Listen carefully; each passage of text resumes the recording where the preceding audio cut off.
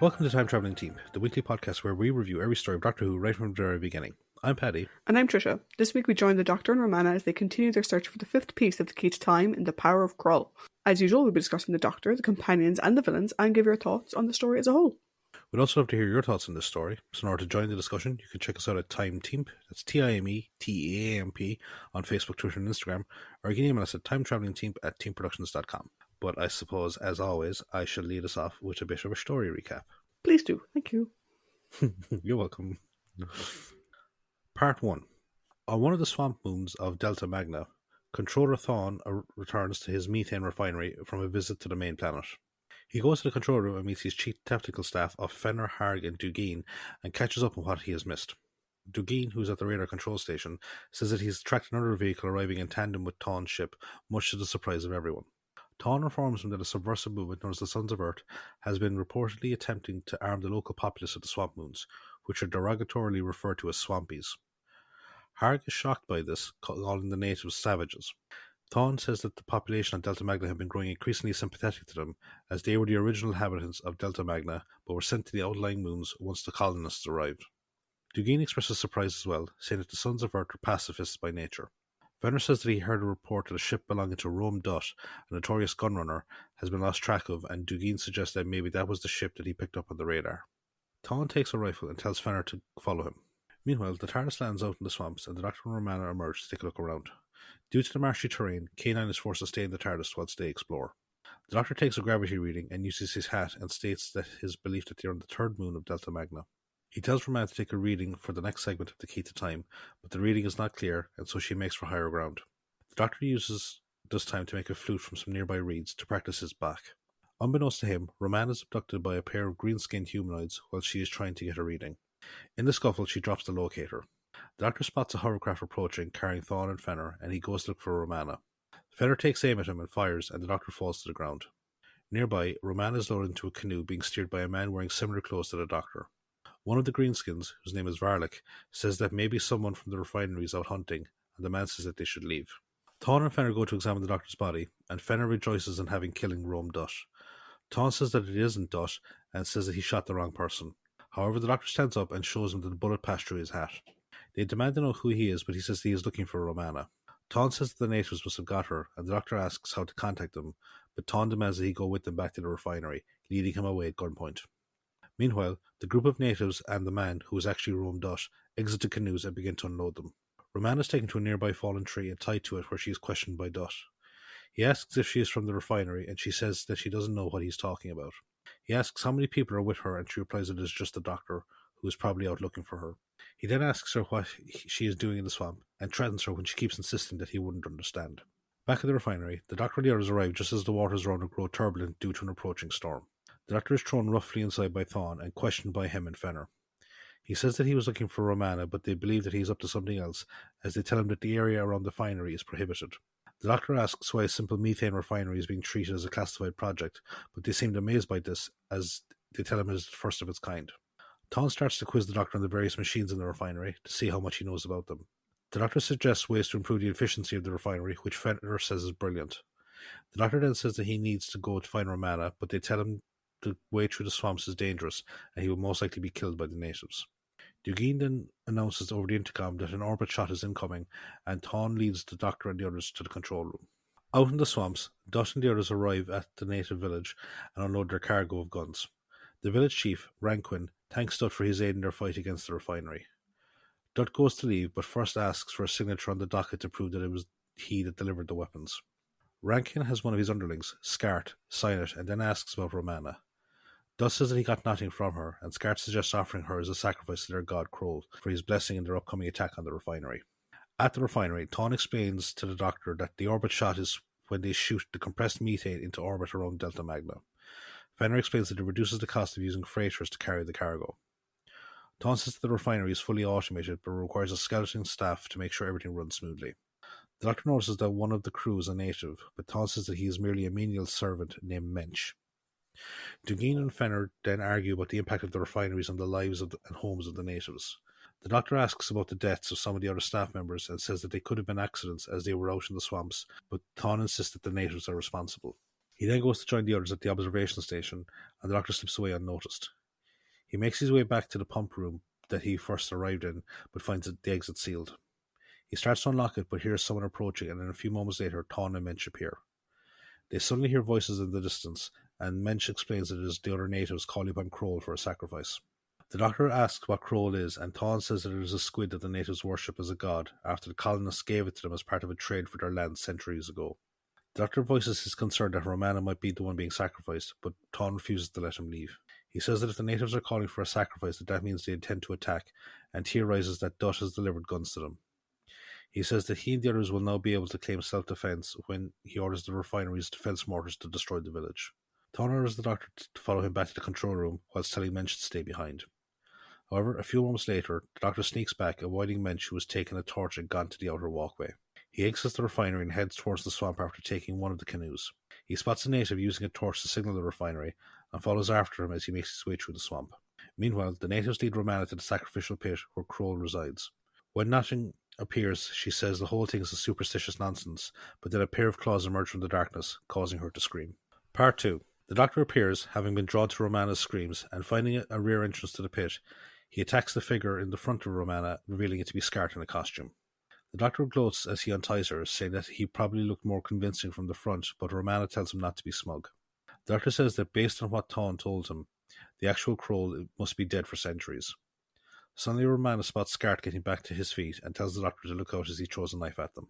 The knife misses and Scart runs away. Meanwhile, at the refinery, Dugeen calls Thawne and tells him that something strange is showing up on the scanners. He says that a 2-square-mile area of the swamp bed has moved. Thawne says that could be a gas build-up and tells Dugeen to keep an eye on it. In the village, Varlik and Ranquin tell Dutt that Mensch has signalled that Thawne and the others will launch an attack at dawn. Dutt is shocked by this and urges Ranquin to have his people scattered to avoid being slaughtered. Varlik says that they will be able to fight back with the guns, but Dutt again urges them to go into hiding. Thinking that Dutt believes them to be ignorant savages, Varlik says they know how to use the weapons and will prepare ambushes for Thawne's forces. Dutt says that he will not help in the fighting, but Varlik says they need every gun available to help fight off the invaders. In the pit, Romana reveals that she lost the tracer, but the Doctor shows it to her, saying that he picked it up when he went looking for her. She then says that they should leave before more natives arrive, but the Doctor says that they will be too preoccupied with preparing for the coming attack. Romana asks about the refinery, and the Doctor tells her of what he has learned about the history of the colonists and the natives. He also tells her about the amount of methane that the refinery is producing, and they both marvel at how such a small moon can produce so much. Romana then tells him about the presence of Dutt, and the Doctor wonders how Thawne knew that Dutt would be bringing guns to the natives and who is paying him for them. Romana says they need to escape, and the Doctor leads through a nearby underground tunnel. Back at the refinery, Dugeen shows Thawne the increasing movement of the swamp bed, and Thawne orders a probe to be sent out to investigate. Fenner then appears and says that the Doctor is gone. Thawne then begins to wonder if the Doctor is somehow responsible for the swamp bed activity, but Dugeen says that it would take more than one person to cause such a massive upheaval. Fenner reminds him of the Doctor saying that he was looking for Romana, and the trio then wonder how many people are with the Doctor and how long they have been in the area. Thawne says the Doctor must be trying to sabotage the refinery as in a league with the Sons of Earth. He says that he will go with Mensch and try and track him down and kill him. Meanwhile, the Doctor and Romana emerge from the tunnel, and the Doctor opens a tome that he found while they were escaping. He says that it appears to be a history of the natives, and then finds an entry on Kroll. It says that Kroll appears every few centuries from hibernation to judge the people, destroying them if they are unworthy. The Doctor says that judging by the information, Kroll must be enormous and is due for another appearance soon. Elsewhere, Dutt and the natives make their way through the swamp. At the same time, Scart tells Ranquin about what happened in the pit, and Ranquin says that they must make it look like the sacrifice was successful so the others don't lose hope. The two groups then take cover and they see Thawne and Mensch arrive in a hovercraft. Mensch gets out to investigate an abandoned canoe, and one of the natives fires at him, but the weapon explodes in his face. Suddenly, an enormous tentacle emerges from the water and drags Mensch under.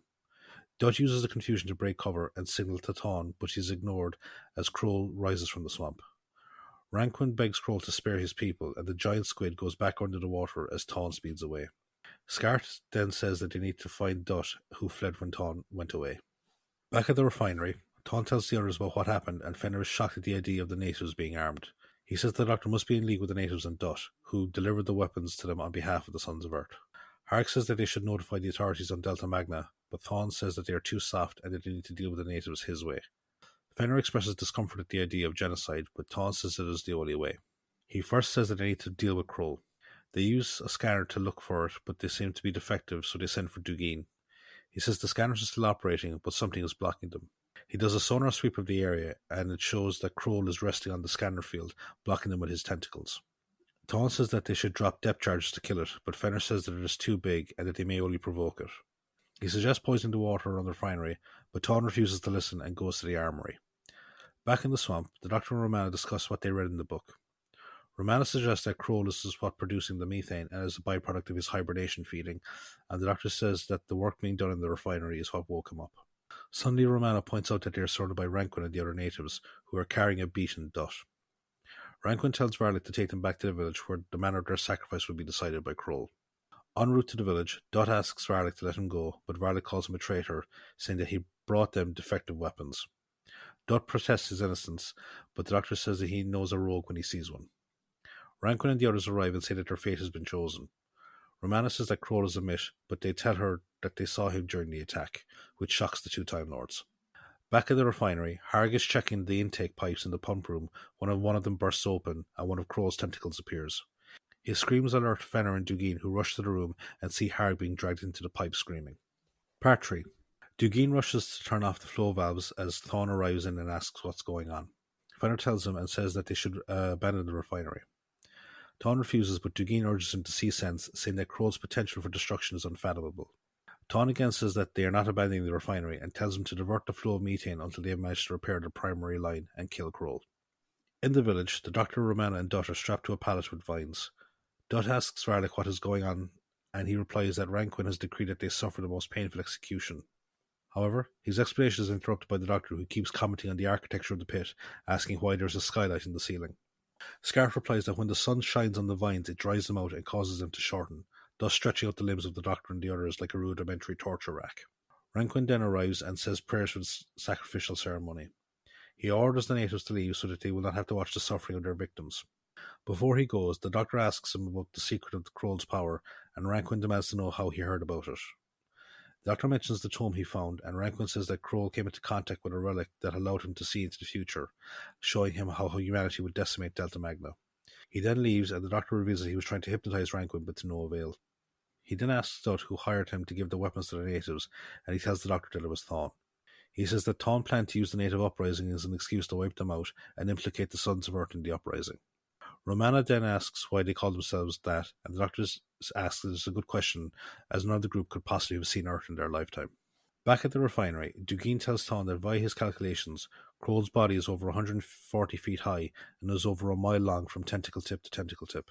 Fenner then returns and says that the pump chamber has been cleaned up, and Thawne tells him to get to work on repairing the primary intake line. He says that they have 35 depth charges available, but they would need to hit Kroll at the right spot to kill him. Fenner and him then argue as to the best way to deliver the charges, but Dugeen interrupts them, saying that a major storm is incoming. Back in the village, Varlic confronts Ranquin, saying that the Doctor and Romana should not be sacrificed as they have nothing to do with the refinery. Ranquin says that they are human, and with Kroll on their side, they can punish any and all who attempt to stop them, even their own kind. The storm reaches the village, and the Doctor begins to shriek in a series of high-pitched whines. Suddenly, the glass in the skylight shatters, and the rain starts to fall onto them and onto the vines holding them. The Doctor then urges the others to pull on against the vines, which have started to loosen due to the moisture. The Doctor gets loose and cuts the other two free. He then says that they need to leave as the storm is starting to ease off, and they need to be far away when the natives come back to check on them. This proves to be true when a few minutes later, Ranquin, Scart and Varlic return to find them gone. Ranquin says that they must have had help and accuses Varlic, who says that he has nothing to do with it. Ranquin then sends Scart to track them down. Meanwhile, in the refinery, Thawne and the others try to track Kroll, who has moved away during the storm, but are unable to locate him. Fenner checks the trajectory based on his last known location and says that it looks like he is going towards the village. Thawne laughs at what is about to happen, and Fenner says that while he doesn't like the natives, he wouldn't wish the misfortune on them. Thawne says that he doesn't hate them either, but he doesn't want his project stopped over the concern for the fate of the primitive savages. Back in the swamp, the Doctor, Romana and Dot continue their escape, trying to avoid the natives. Suddenly the Doctor tells him to stop and keep still, but Dot keeps on walking and is seized by a tentacle and dragged away. The Doctor says that Kroll hunts via surface vibrations. When the coast is clear, he leads Romana to a nearby canoe just as a group of natives appear and give chase. They row out into the swamp, but the Doctor tells Romana to keep still as Kroll emerges. The natives flee, but Kroll manages to grab one of them and drags him screaming into the water. Part 4. The Doctor and Romana watch as Kroll goes back into the water, and once the coast is clear, they move off again, making sure to be careful of their movements. Back in the refinery, Thawne orders Dugeen to train the aerial receptors for the next orbital shot to go over the village, which Kroll is currently attacking. Thawne reveals that he intends to hit Kroll with the orbital shot and kill both it and the natives in one go. Dugeen and Fenner are disgusted by this, with the latter adding that due to the thin atmosphere on the moon, they could all die of asphyxiation caused by the ensuing fireball. Thawne ignores him and starts to count down for the orbital shot. At that moment, the Doctor and Romana appear and watches Dugeen pleas for the natives to be spared. Thawne berates him, saying that he sounds just like one of the Sons of Earth, and pulls a gun at him. Dugeen rushes at him, but Thawne knocks him out and then turns his attention on Fenner, who reluctantly takes over the countdown of the orbital shot. The Doctor says they need to stop the shot and make their way to the rocket silo. Once there, the Doctor says that they should say their goodbyes now, when Romana says that it could be dangerous. She nearly falls for his trick to let him go alone, but she follows after him as the rocket's engines begin to smoke. Romana tells him that it's too late, but the Doctor tells her to get out. Up in the control room, Dugeen regains consciousness and attempts to stop the countdown, but Thawne says that he will kill him if he doesn't stop. Dugeen ignores him and attempts to hit the abort button, but Thawne shoots him. Fenner calls him a murderer, but Thawne focuses on the countdown. However, in the rocket silo, the Doctor smashes a control box with a hammer, which stops the launch. An angry Thawne says that he will go and investigate it, but Fenner says that he intends to report him for Dugeen's murder. Thawne angrily says that Dugeen was a spy for the Sons of Earth, but Fenner says that he has no proof, pointing out Dugeen's opposition to Thawne wasn't part of some conspiracy. Thawne storms off, saying that he will check on the rocket in case they have a chance to kill Kroll again, who is now resubmerged into the swamp. Back at the village, Varlik, Scart and Ranquin gather all the survivors and wonder why Kroll attacked them. Ranquin says that Kroll is punishing them for letting the Doctor and the others escape, and says that they must be killed to appease their god. Scart says that they went to the refinery, and Ranquin orders the rest of the tribe to head there. In the rocket silo, the Doctor wakes up after having passed out, which Romana says was due to oxygen deprivation. The Doctor says they need to leave before they are found, but Thawne catches them at the entrance. The Doctor tries to bluff their way out of things, but Thawne leads them back at gunpoint to the control room. At that moment, the natives arrive in the refinery and make their way through the pump room. Ranquin vows to have Kroll destroy the refinery once they found the Doctor and Romana, but Varlik asks why Kroll would do his bidding after he attacked the village. Ranquin reiterates that Kroll was angry over the failed sacrifice, but once they've appeased him, all will be well again. In the command room, Thawne accuses the Doctor and Romana of interfering with the rocket, but he's interrupted by Fenner, who says that Kroll is approaching the refinery. He says they need to go to the shuttle and try to escape, but Thawne ignores him as he angrily tells the Doctor to stop making glib remarks. Suddenly he is impaled by a spear as the natives enter the control room and begin to arm themselves with the refinery's weapons. Ranquin blames the attack on the village on the Doctor and Romana, but the Doctor replies that Kroll doesn't distinguish between any of them, saying that they are all prey to him. Kroll then begins to attack the refinery. Ranquin says that they will all die, and the Doctor turns to look for Romana to discuss a plan, but she's gone to take a look out of one of the observation windows. The Doctor tells her to come back, but she says that Kroll doesn't know that they are there. However, one of his tentacles smashes through the observation window, and the Doctor leads Romana back to the safety of the control room, which they seal off. He then tells Fenner to activate the refinery centrifuge, saying that the vibrations will confuse Kroll and drive it away. It works, and Fenner activates all the refinery's machinery, as well as its warning sirens, in order to keep confusing Kroll. The Doctor then takes the locator rod from Romana, saying that he has a theory about the source of Kroll's power. Believing the halting of the attack to be an answer to his prayers, Ranquin makes his way to the pump room to try and speak to Kroll. However, one of the tentacles comes back out through the burst pipe and pulls Ranquin into it, much like it did Harg earlier. Meanwhile, the Doctor goes out to the refinery platform and approaches Kroll with the locator. As he approaches, one of the tentacles lashes out and causes him to drop the locator. He goes to pick it up, but another tentacle wraps around him and attempts to pull him into Kroll's mouth. The Doctor desperately tries to get the locator, and after one final attempt manages to get it. He then touches it against the giant squid, who disappears in a blinding flash of light, leaving only the segment of the key to time behind. The Doctor returns to the control room, and Romana congratulates him. However, Fenner tells him that the orbital shot is about to begin its normally scheduled blast-off, but the computer still thinks that Kroll is blocking the launch bay doors, and so won't open them. He also says that the master override isn't working, and that they have less than a minute before the entire refinery explodes. The Doctor gives the segment to Romana, and then pulls open the wiring of the control panel. He pulls two cables out and tells everyone to get back whilst he connects them. He touches them just as the countdown reaches 0, and the launch is aborted. Fenner says that without Kroll to produce the methane, the refinery will be useless. The Doctor says it is time for him and Romana to leave, but he tells Fenner that someone from Delta Magna will come to collect him at some point, and suggests that he get to know the natives in the interim. As he and Romana make their way back to the TARDIS, she asks him how he knew that Kroll was connected to the segment. He says that the symbol of power mentioned in the book was the segment, and that Kroll swallowed it. As they approach the TARDIS, they notice a group of large squids in the water, which the Doctor says are the remnants of Kroll's original form, now regenerating themselves to their normal size. They enter the TARDIS and take off. End of the story. Thank you for the summary, Paddington. You are very welcome.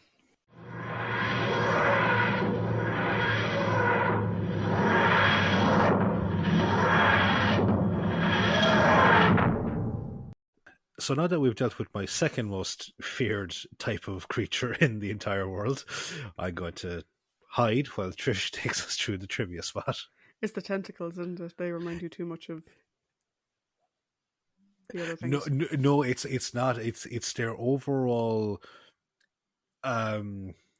contortionist nature into how they can like essentially get into anything and therefore out of anything. Also, their intelligence is scary, coupled with that whole I can get in and out of these little small areas, and it's like, ugh. Yeah, no, it's scary. It's scary as hell. Conversation another time. I'm curious your thoughts on the giant squid from Daughter of the Deep. Conversation from a different time, though. That's Disco Squid, isn't it? Yeah. Conversation for a different time. Let's do trivia for this time around. Yes. So trivia for the Power of Kroll. So the air date is the 23rd of December 1978, the 13th of January 1979. Our writer is the illustrious Bob Holmes. This is story 14 of 18-ish. For Bob, his previous stories were Deep Breath, The Crotons, The Space Pirates, Spearhead from Space, Terror of the Autons, Carnival of Monsters, The Time Warrior, The Ark in Space, Pyramids of Mars, The Brain of Morbius, The Deadly Assassin, The Talons of Wang Chiang, The Sunmakers, and The Ribos Operation. I will say Bob regarded this as his least favourite script due to the restrictions that were put on him by Graham Williams, basically being it had to be part of the overall story arc of the Key to Time. It had to feature the biggest monster in the show, and he had to tone down his humour. Keep those in mind as we go through. We'll see Bob's work again in The Caves of Androzani, The Two Doctors, The Mysterious Planet, and The Ultimate Foe. I can just imagine Bob going, why don't you just spit directly into my face? The director of the story is Norman Stewart. This is story 2 of 2 for Norman. We previously saw his work in Underworld. So The Power of Kroll was originally meant to be the 4th story of the season, with the Androids of Tara being the 5th, but they ended up being swapped around. The working titles included Moon of Death. Don't get what that has to do with anything. Horror of the Swamp, and The Shield of Time. They all suck. Yeah. Horror of the Swamp, maybe, but like... But it's very on the nose. Very on the nose. The Shield of Time, which was the final working title, that was part of... There was this idea that all of the stories in season 16 would be titled The Something of Time. Mm-hmm. With next week's story, The Armageddon Vector, being named The Key to Time. Mm-hmm. But obviously they decided not to do that, and so The Shield of Time was dropped. Thank God. The story features a guest appearance by Philip Maddock, who we'll talk a little bit about more later on. Mm-hmm. He had been invited to play Thrawn originally, who I am going to keep accidentally calling Thrawn. I was training myself all day not to say Thrawn. I was like, no, it's Thrawn. Yes, Thrawn.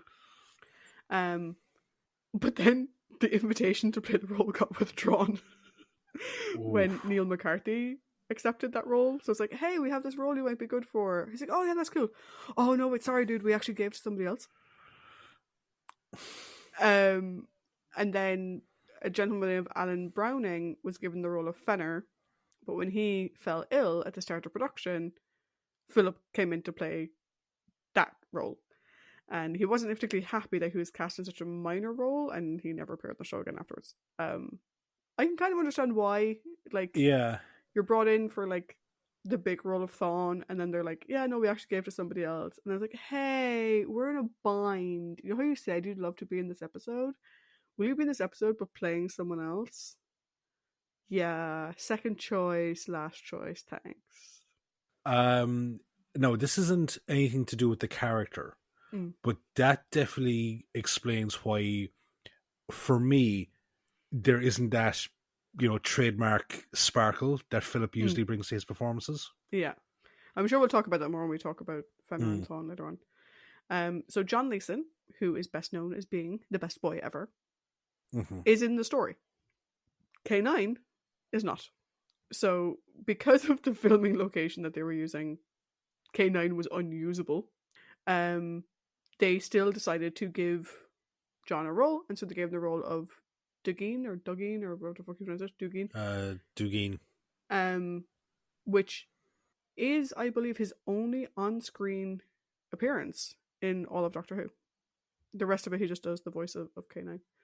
And apparently, like, when they were talking about, like, oh, we're not going to have K9 because whatever, apparently, like, issues with, like, K9 in the boat last week allowed them to sort of explain away, yeah, he doesn't do well with water. Right? Where the swamp was just leave well enough alone. So the set designs for this, the head of serials, Graham MacDonald, was so unimpressed that he ordered that the designer, Don Giles, never work on the series ever again. No.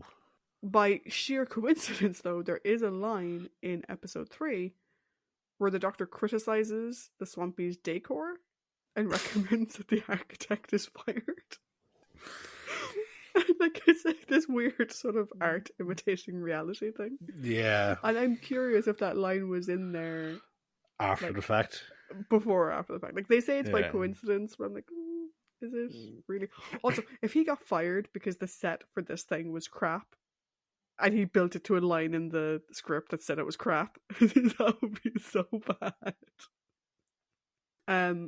So one thing that you may notice when you're watching it, I don't know if it came across in your story recap, Paddy, but you notice it when you're watching it, is that the episodes are notably shorter than average. So this is the thing that I've noticed with my story recaps, is that depending on what we're kind of thrown into, I have to, like, part one is usually a bit longer in terms of the telling because I have to establish a lot more, like world, character types, organizations, that type of thing.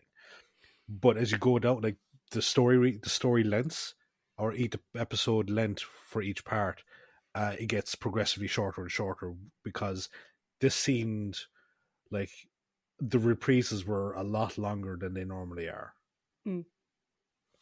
Yeah. And that's the thing. So the reprises were very long. So, like, normally an episode is between 23 and 25 minutes long. The episodes of this serial were just over 21 minutes. And particularly parts 3 and 4, like I said, they have a longer than usual reprise. Both clocking in at close to 90 seconds each. Reprising from the previous episode. The final runtime for the whole serial is 90 minutes. Which is quite short. When you think about it. In the novelization for the story, which was done by Terrence Dix, he named the moon Delta 3, but this was never used on screen. Interestingly, the sacrificial stone is referred to as the Stone of Blood. Confusing, as earlier this season we had the Stones of Blood. Random.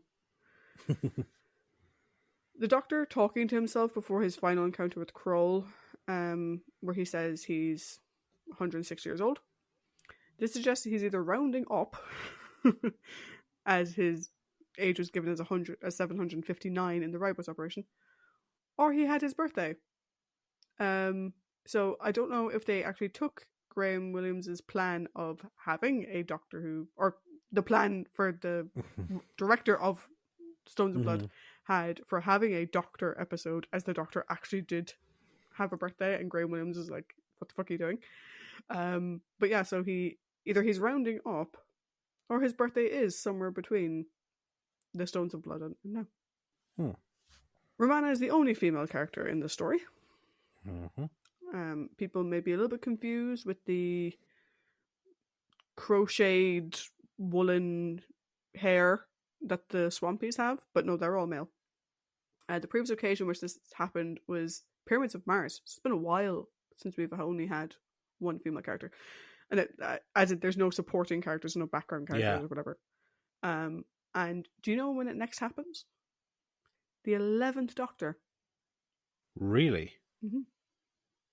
is the next time that there is an all-male cast with only one female performer. Now, I think that does include like random extras in the fucking background. Because I'm sure there are some episodes that have very few or no main female characters. Oh yeah, there's always bound to be like at least some female character knocking around the background doing something, even as a pedestrian type thing.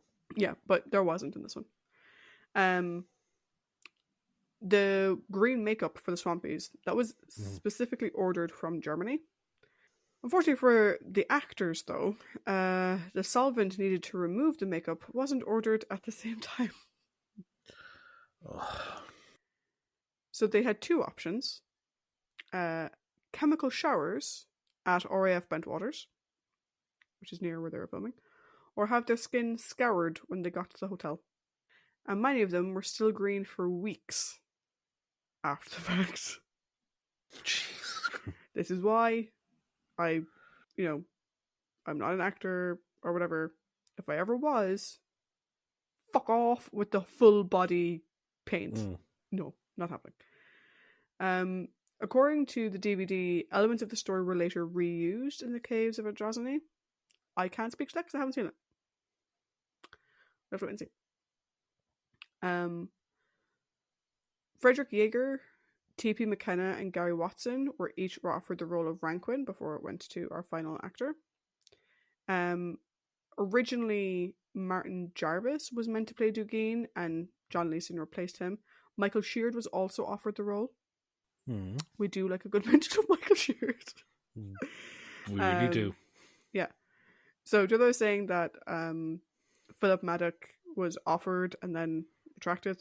There was another person in the mix as well, George Baker, who Neil replaced him. And that sounds like a thing.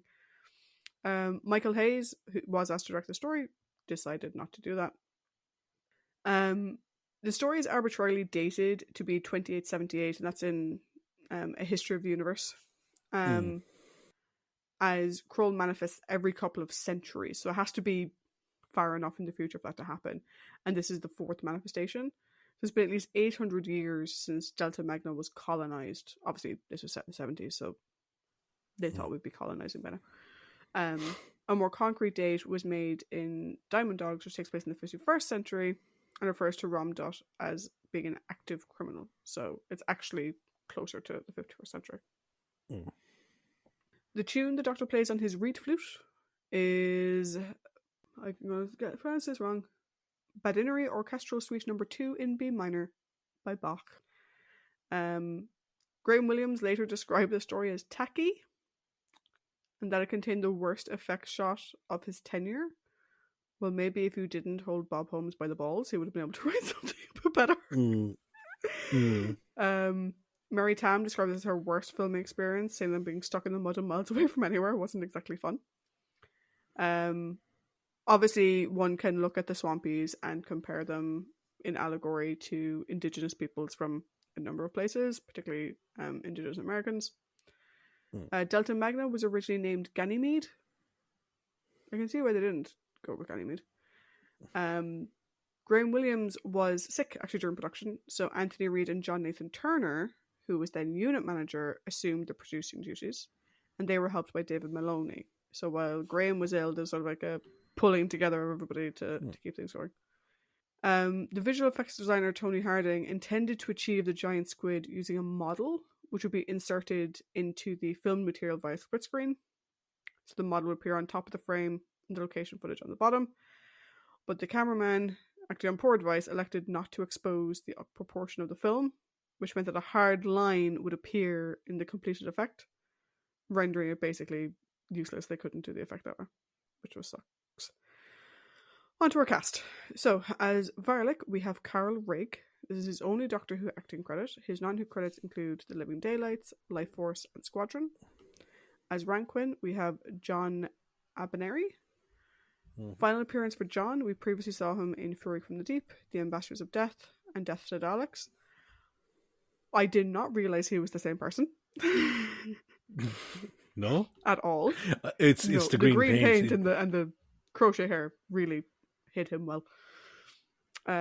Skart is played by Frank Jarvis. This is the third and final appearance for Frank. We previously saw him in The War Machines and Underworld. His non-Who credits include The Planemakers, The Saint, Dixon of Dock Green, Adam Adamant Lives, and Star.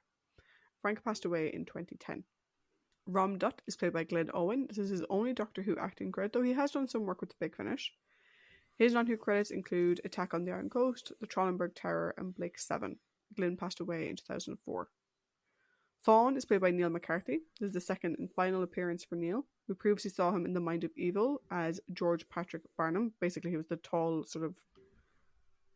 he was the prisoner that was being experimented on first by the Mind of Evil. Yeah, and he looked a little bit sort of Lurch-like in that, if I remember yeah, because you commented on it, and then I made you feel bad by pointing out that he suffered from acromegaly, the form of gigantism type thing. Yeah. His non-Who credits include Zulu, Clash of the Titans, and Where Eagles Dare. Yes, and I've actually I recently watched Zulu, and oddly enough, the whole concept of the movie Zulu does kind of tie into this, and I'll talk about it when we actually get to his character. Yeah. Neil sadly passed away in 1985. As Fenner, as I previously mentioned, we have Philip Maddock. This is story 404 for Philip. As I previously mentioned, he never came back. And we previously saw him in The Crotons, The War Games, and The Brain of Morbius. Lastly, as Dugeen, we have John Leeson, who took over after the actor Martin Jarvis became unavailable. Thus endeth the trivia. Ooh. Because of conversation that we had in the in-between times. Do you know what I've never seen? You've never seen Clash of the Titans, have I've you? never seen Clash of the Titans. Either version. Do not watch the new version. I only want to watch the new version for one reason, which is a story that Emma Thompson told on Graham Norton. About how she was filming Nanny McPhee at the same time, and she went over to their set to visit, and who was playing Zeus in that? Liam Neeson. Liam Neeson, yeah. So she went in as Nanny McPhee into Olympus, sat on Liam Neeson's lap, and they start having a conversation. And then Ray finds, like, you hear something like, okay, set up, ready, and she's like, shit, I have to go. He said, no, you're fine, you're fine. Rafe is just going to come in, he's going to tell me something, and then he's going to leave. It's great. And she's like, I can't fucking be here. So she hid behind his throne. Yeah. So in the actual film, Nanny McPhee is hiding behind Zeus's throne. Which I just want to watch it just for that. You can't see her, obviously, but I want to be able to say I've seen that clip. This is completely irrelevant to everything we're talking about in this story. But slight spoiler, it's more fucking interesting.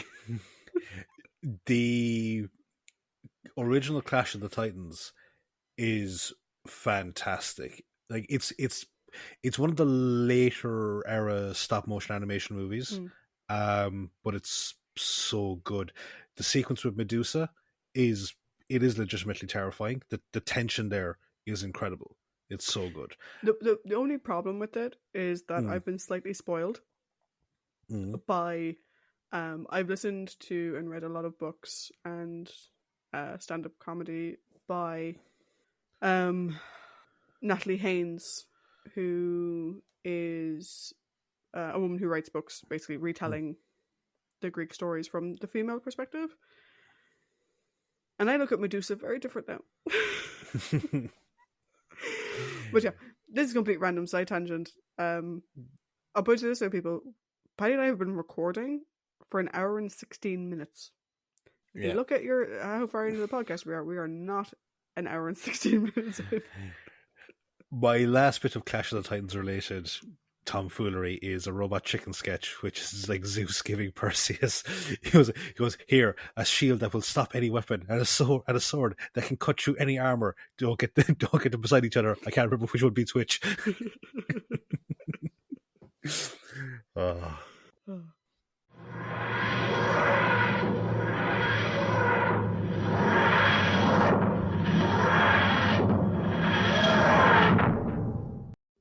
Cool. So we've done our story summary. Thank you, Paddington, very much. We have done our trivia. We've Thank gone you on very much. You're very welcome. We've gone on a random fucking tangent about Clash of the Titans. Mm-hmm.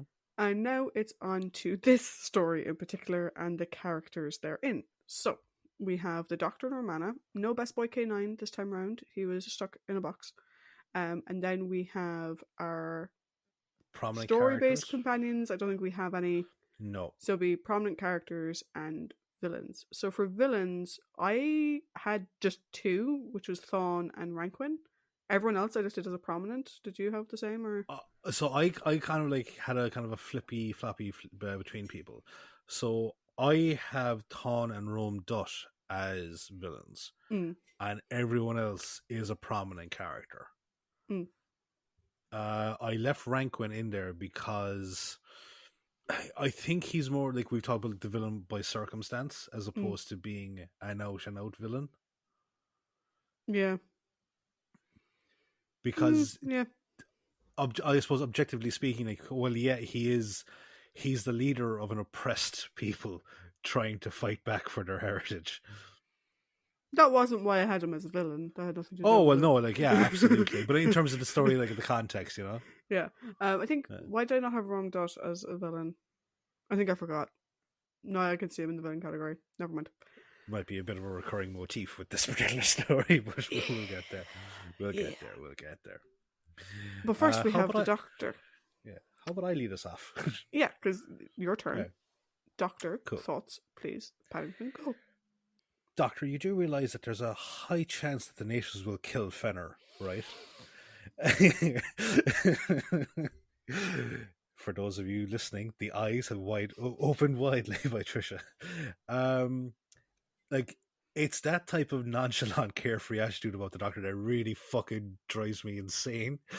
Because it's like, he can get so passionate and like about what could be essentially like the most like minuscule things, but it's like, you've left a person in the care of a group of people that hate him, and we're more than willing to fucking kill him, like not even like 10 minutes ago. Like, what's going to happen to him? Yeah, because this is the thing, right? So we'll talk about Fenner himself in a little bit, right? But yeah, an important thing to bear in mind is the Swampies, as they're called, which I don't particularly like using that term, but it's the only name to give it. No, and like that's the thing that bothers me as well. I'll get onto that once you've made your point. So they wanted to destroy the refinery and the people on it long before Kroll ever appeared. Yes. Kroll being defeated does not change anything for them. No. And you can actually see it where, like, he's like, oh, Fenner, like, someone will be by to pick you up shortly, I'm sure. In the meantime, I'm sure these people take good care of you. And then he fucking swans off. Fenner looks about to shit himself. And the rest of them look at him with, like, what can only be described as, like anger turning to malicious glee. Like, which part do we chop off first? It's like, dude, at least get him off the refinery somewhere else. It's so, like, against Fenner in particular, it's callous. Do you know? And it rubs me the same way as letting a guy walk off with a bomb strapped to his chest. Oh yeah. No, the Doctor, I think, has kind of reverted back to where he was at the start of the season. Because another thing as well, you mentioned the word swampies, which is comparative to certain words that we're not going to say on this thing because we don't like those words. But to compare it to something within the confines of the show, it's no different than the mutts from the mutants. All right? This is the second time that the Doctor has had no problem using a racial slur.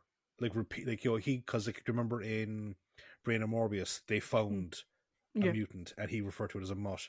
Here, he continually refers to the natives as swampies. I, like, because, like, I hate that term, I was just calling them natives the whole time. So it really bothers me that the Doctor was going along with this terminology. Yeah, and at first I was like, well, he doesn't know what they're actually called. And they don't refer to themselves as anything else. Yeah. And they refer to the humans As arguably Dryfoots. as Dryfoots. So, you know, at first I thought maybe it was just that, but then I'm like, no, he knows what fucking moon he's on. He knows what Mm. planet these fucking people are from. He knows that just from going outside and throwing his hat up in the air. Yeah. Like, surely he knows what these people are called. And if they actually are called Swampies, if that's their actual fucking, like, if they never had a name for their race before one was given to them, and they just are like, yeah, whatever. Mm-hmm. It's a bit fucking shit. Yeah. Because actually, Oh. that's actually one interesting thing is they're not natives to this moon. No, they're natives to Delta Magna, and then they Yeah, were all and they were like the moved. moons are essentially reservations, Yeah, and even then they're being encroached on. yeah. Um, But yeah, but overall, like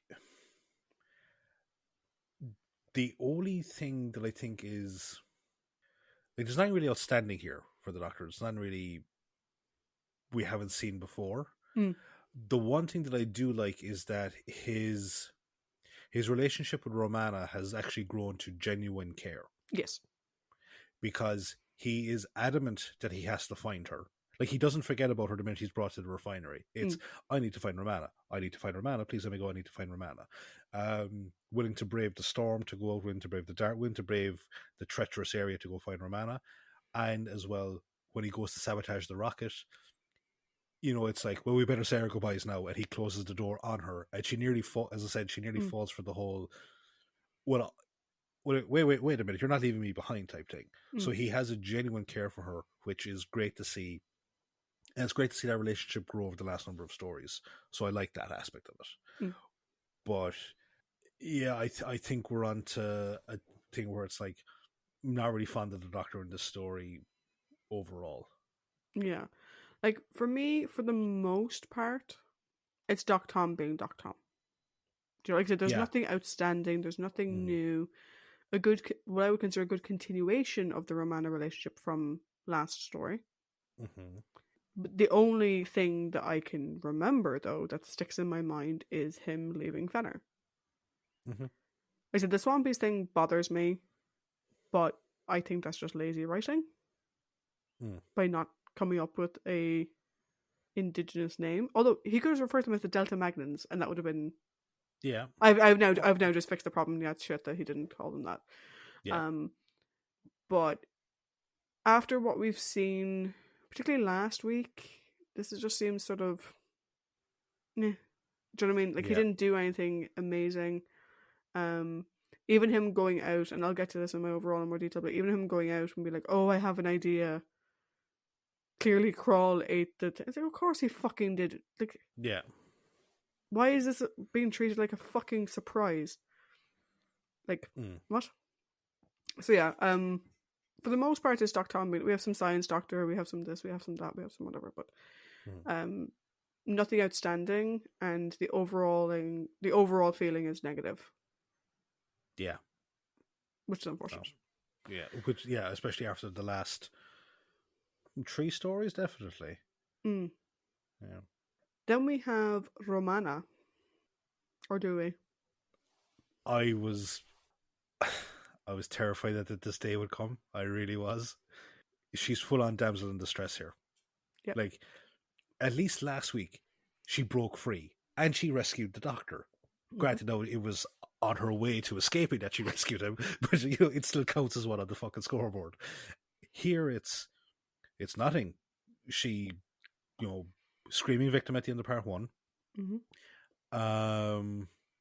Even at the very end of the story, she is a bit of a ditz because it's like this big giant squid thing is attacking the refinery. Well, he doesn't know we're here. I'm going to take a look. And it's like, he's attacking the fucking refinery.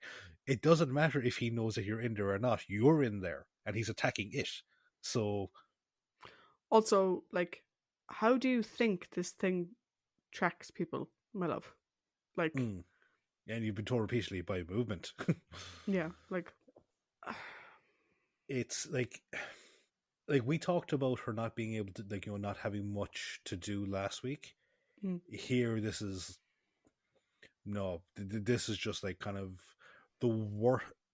We talked before. I think we talked in the Pirate Planet about that fucking biographer of Douglas Adams who said, like, Mm. oh, they just fucking stand around and scream and all this kind of made, in this particular one, he's right.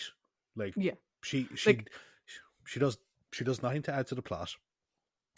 Um, she's served solely to show just how villainous one particular character is, mm. which I'll get to. But other than that, like, there's just she might as well not have even been in the story. Like, Yeah, and that's the thing. She's completely fucking wasted here. Like, hmm.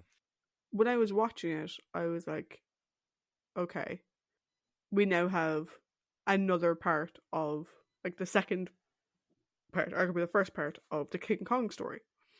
Because in Robot, we had to to the end of the King Kong story where he gets really big and he picks up Sarah Jane and he puts her on top of a building.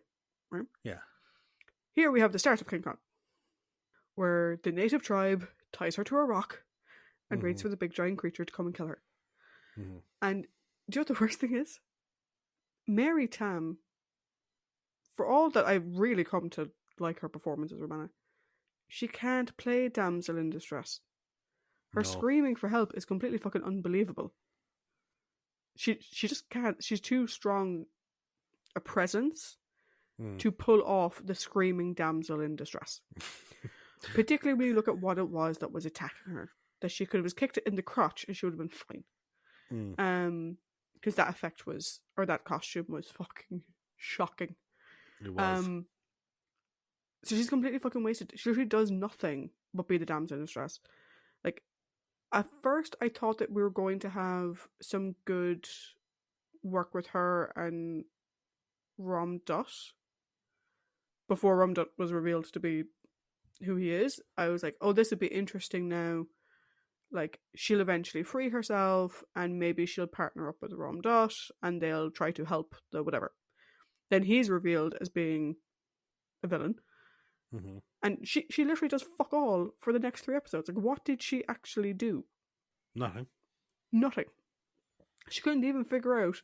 Like, and this is the thing, like, she was the one that was so fucking surprised, like, oh, how did you know?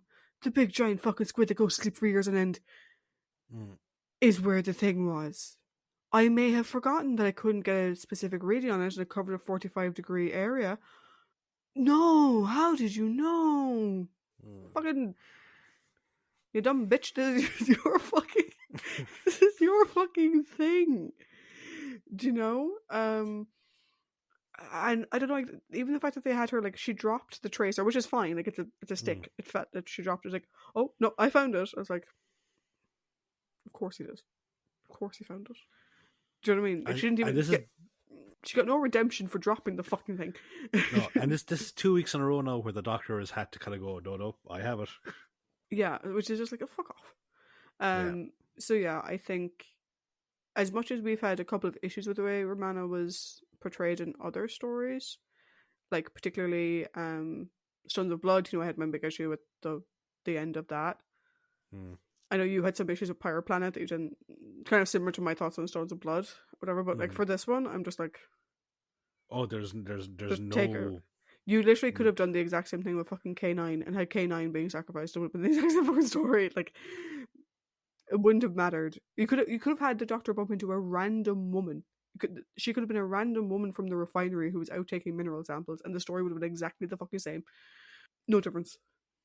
So I suppose, in a slight spoiler, I think we found our number 6 on her rambling. Well, I haven't seen next week yet, but at this point, I hope I found my number 6. I hope next week is better. Unless she just decides to go, fuck it, you do it for the next 6 episodes.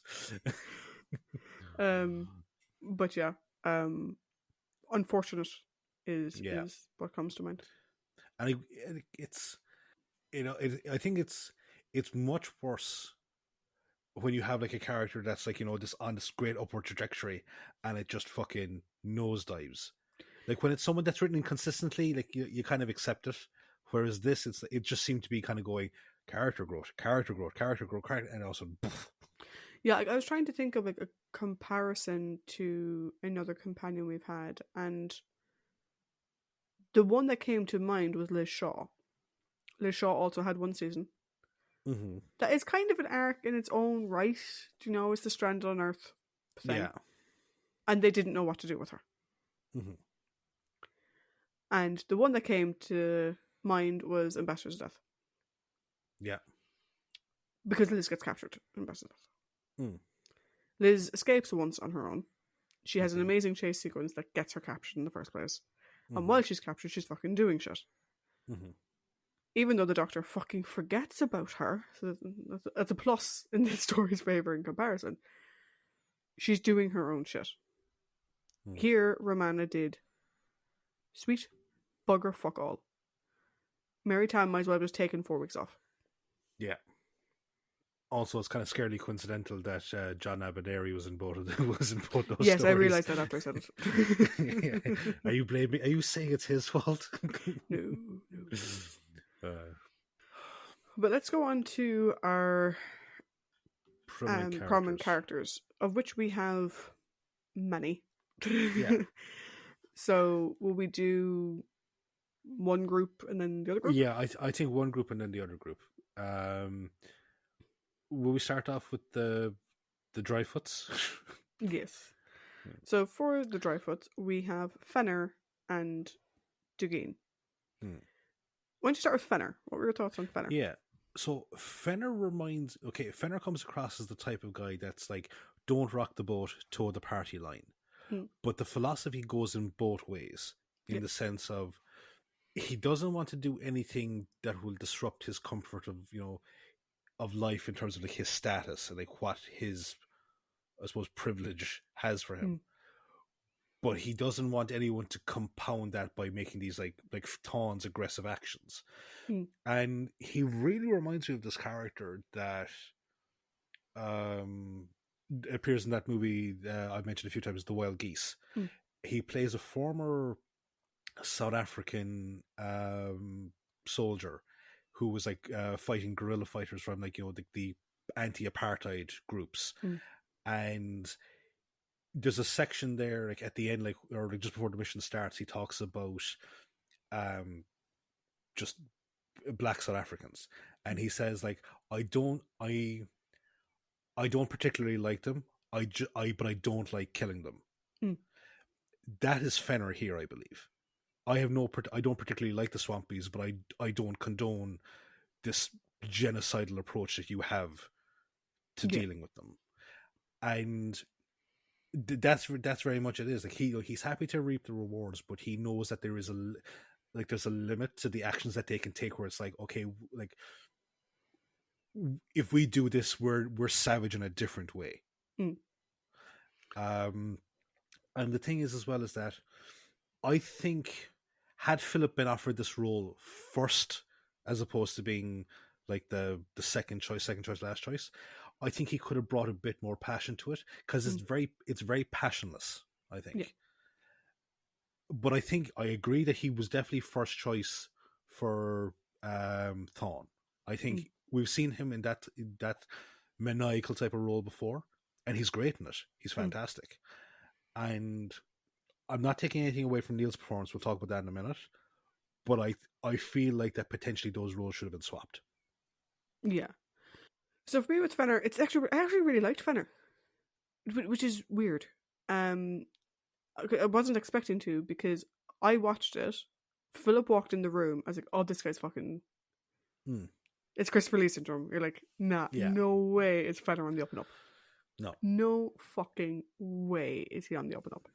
And as Thrawn starts being revealed, you sort of think like, "Oh, Fenner's the right." I just fuck off. As Thrawn starts being revealed.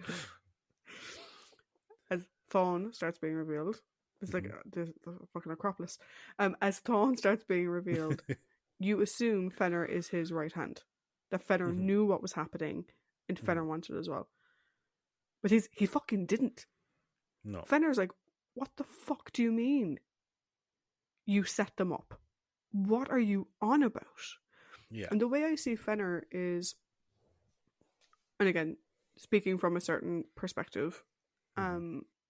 if we're talking about the Swampies being, Native Americans or Aborigines or whatever, Mm-hmm. Fenner is kind of like the sort of, you know, colonial who wasn't involved in fighting, just a guy doing a job. Mm. He's a guy in a Western who just runs the shop and Mm. he does his job and he gets fucking pissed when Indians, quote unquote, Mm-hmm. um, come into town and wreck things and make life difficult because he's like, no, I'm just a guy trying to do a fucking job. Leave me alone. I'm just here to do my job. Mm-hmm. And he's clearly very good at his job. do you Yeah, know? he is. And he's one of those people who sort of says like, oh well, like they have the swamps and they can live there and sure they'll be happy out there, like, and we're gonna stay over here on our thing and it'll be fine. Like we're gonna have perpetual energy from this. Don't worry about it. Like they're grand. Mm-hmm. But he's not. He's an oblivious person, Yeah, not a bad because person. yeah, again, because it's the whole my job has afforded me a certain type of lifestyle, and I like my lifestyle. I Yeah, don't want anything to upset yeah, the apple cart. yeah. But also, like, I don't think he even realizes that. Like, do you know what I mean? Like, that he's just like, no, Yeah, this is my life, and forget about it. yeah. Like, it's the minute he realizes that Thawne knew what was happening, Mm. he's like, what the ever living fuck are you doing? Yeah. And particularly, this is what I actually really like about him. Is why I wish that Philip was a bit more passionate about it. Mm. When Dugin is killed, Yeah. there is no fucking convincing Fenner otherwise. Like, I'm going to arrest you. I'm going to report you. You Mm-hmm. killed him for no fucking reason. I don't care who he was. I don't care what he was doing. That's fucking murder. You get away with like this is not a guy that toes the party line. Do you know? Mm-hmm. He was doing a job. He was commissioned to do a job, and he was doing it. Like he's a Mm-hmm. rigger. He's a whatever. He's doing his job. Fuck you, dude. Like he's not. He's not. Thawne's man. Do you know? Yeah. Would you think at the start of the episode he is? Mm-hmm. And Yeah. I think Philip pulled it off really well, but I still think it could have been better. Oh, it could have. Which It just could have speaks been. to Philip as an actor. Do you know? Mm. I think it could have been better had been more invested. And guys, I know one of the highlights of the story for me was actually Fenner as a character because he completely went against what I thought he was going to be, and they did it well. Yeah. I just think they could have done it better than well. Like again, missed opportunity by not realizing, or maybe not realizing, but maybe not giving fucking Philip his proper respect because he's a fantastic actor. He really is. Yeah. And if you want him for something, you want him for something. He's not a backup consideration, Yeah, and like At even least to like me. I understand like when we talk about Thawne, we might talk a little bit more, but I think as Fenner, it's interesting for me to see Philip be the guy that you assume is evil, but he actually isn't. It was Yeah. nice to No. see that with him because we don't get that often with him. No. So I actually liked seeing that. But again, Mm. I think he was burned, and I Yeah. think this was a paycheck, Yeah. No. It really was. which is unfortunate because I liked what we got, but Mm-hmm. I know it could have been better. Mm-hmm. No. No. I agree. Then we have the young man himself, Small Doug. Dugin. Dugin. I think Dugin is very much this story's version of the good German. You know, Mm. like I'm not, like I'm not a Nazi. I am just a German person, and it's like because he really does advocate for leaving the swampies or the natives alone. Mm. It's like they've been pushed enough; they deserve to live their lives in peace. As you say, like he's also one of those people. It's like we're here to do a job. We're not here to cause any more damage than is necessary. Mm. And his death is kind of tragic because I like how he's never cowed by Thawne. He never like is meek or he never like shirks away from confronting him. And he does confront him a fair amount, and it's great. And he refuses to buy into the diatribe. He refuses to even entertain it because of, again, he's also someone that's benefiting from the colonizing of Delta Magna, from his social stances, that kind of stuff. But he refuses to push it anymore. Mm. And his death, as I said, is tragic because you raised the point back in Robots of Death with D84. Mm. His sacrifice doesn't amount to anything.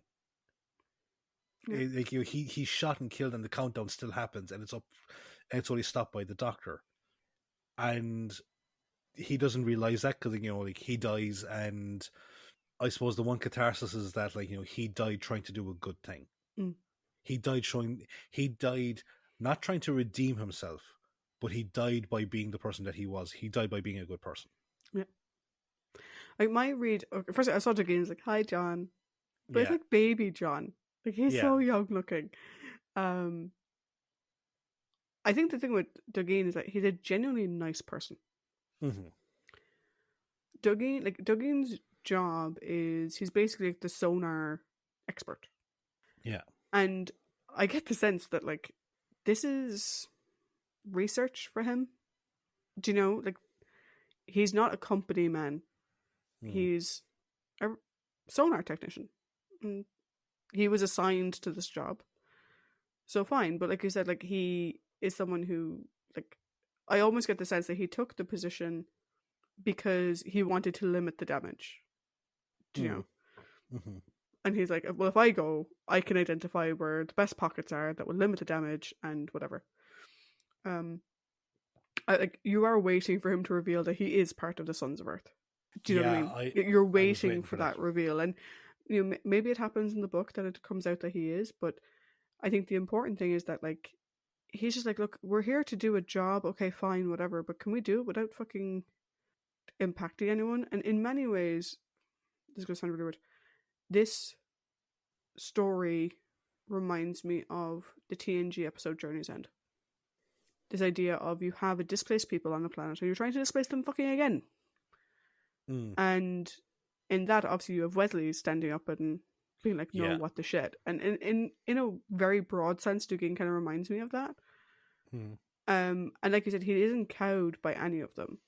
No. Do you know? He's not zealot like Thawne. He's not full on, you know, will they ever fuck off and let me do my job like Fenner. He's a nice person. And like when he hears what's being planned, he's like, you can tell the panic is building in him the whole time. I think his death was obviously devastating. Again, like just I love Fenner's reaction to it because you kind of get the sense that Duggan was little Doug, like, do you know, like he was, you know, the young fella, like, and sure everyone was looking out for him and that type of thing, you know, and particularly Fenner is hurt by it, and the fact that Fenner sort of tells you more about Duggan as a character, you know, the fact that that's the way his reaction was. I do hate the fact that it was for nothing. Dude, the only thing that his death did was reinforce that Fenner is on the neutral side, in this particular dynamic, and that's pretty much it. Do you know? It's never revealed that, you know, Duggan was the only one who was nice to the native who was Mensch. Yeah, it's never revealed that Duggan was the only one who was nice to Mensch or whatever. Like, you know, they didn't tell, like, when the Doctor was saying, like, oh, only the 6 of you. And, you know, like, Thawne was like 5, and he's like, no, 6, or like 4, whatever the number was. Yeah. You know, we didn't have Duggan under his breath being like, no, it is 6. Or like, it is 5, whatever the actual number of people in the room was. Which is unfortunate. But we got to see John. Yeah, that was nice. And John's a good actor. John, he is. Like, I don't mean that to sound like a surprising thing. I've never seen him acting on screen. I only ever know him as the voice of K9. So he is a good actor. His performance was really good.